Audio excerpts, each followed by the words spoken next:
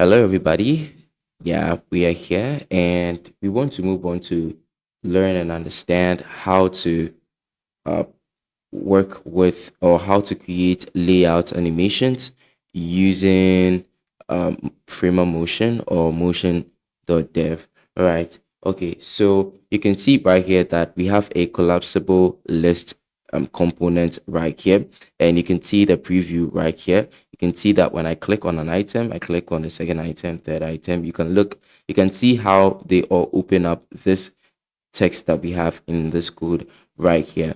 Right now, in order for us to be able to animate the transitions in between each and every single item that we have in here, what we want to do is we want to apply a prop called the layout prop, right? So layout, just like that.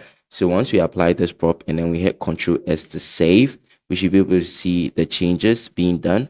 But if you don't see the changes being done, but your dev server is still running like mine, what you can do is you can just refresh and then try it again. All right, so you can see the animations that we have in between these collapsible list items, right?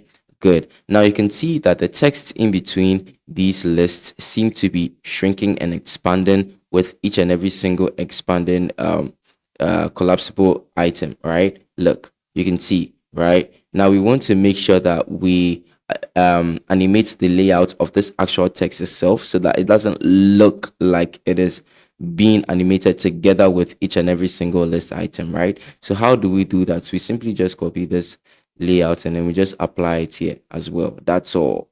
Right now, if I do my Control S, right, and I click, you can see the changes being applied. If your changes are not being applied, you can simply refresh again and then try it. Now you can see the difference in what I'm trying to talk about. You can see, look at the difference, right?